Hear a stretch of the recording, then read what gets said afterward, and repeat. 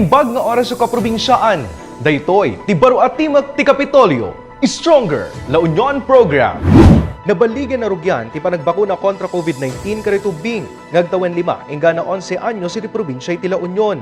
Babaan iti panangidaulo iti Provincial Health Office kabinulig iti Department of Health Center for Health and Development Region 1 na iganwat iti napalabas alawas si ceremonial vaccination kari iti talo pagagasan apakaibilangan iti Ilocos Training and Regional Medical Center, La Union Medical Center kan Lorma Medical Center. Ingana ang napalawa pa iti panagbakuna kari iti naso nga edad kari iti naduma-duma a district hospitals iti probinsya kas kanayunan a vaccination sites. Itagtultuloy may saysayangkat a panagbakuna. Imbinglay tagdama a Provincial Vaccination Operations Manager ani Dr. Dan William Dacanay nga daytan tinasurok sa nga ribon tinabakunaan nga ubing. And Monday until yesterday, we vaccinated about 1,020 kids already. After which, yung district hospitals natin sumunod na rin. And then there are some RHUs na nag-kickstart na rin po ng kanilang pagbabakuna.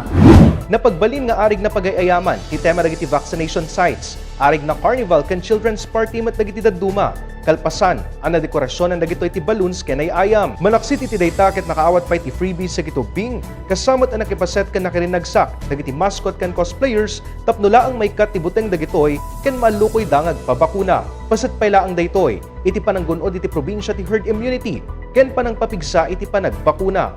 Inyunay-unay ni Dr. Dacanay, ngayon aprubaran mat iti Food and Drugs Administration, tinabababa a dosage ti Pfizer, ang maaramat a bakuna para kadakwada, kasaruno iti panangipasigurado ti PHO, ang natalged ken epektibo ti COVID-19 vaccines kariti ubing. Awan pa'y tinaawat na nga impormasyon iti agdama, sekdan kariti nadaan ti adverse effects. Base iti datos, umababot iti nasurok gasot na ribong ubing edad 5, ingano 11 anyo si panggap ang mabakunaan dito'y probinsya.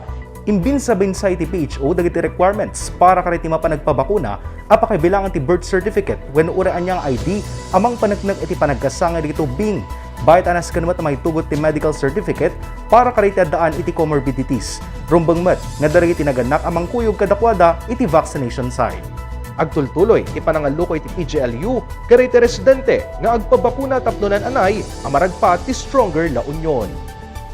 Itinagan ni Governor Francisco Emmanuel Pacoy R. Ortega III, daytoy tigayem ken kabsatyo, John Elizar Martin, para iti Provincial Government of La Union, baro at timar ti Kapitolyo, Stronger La Union Program.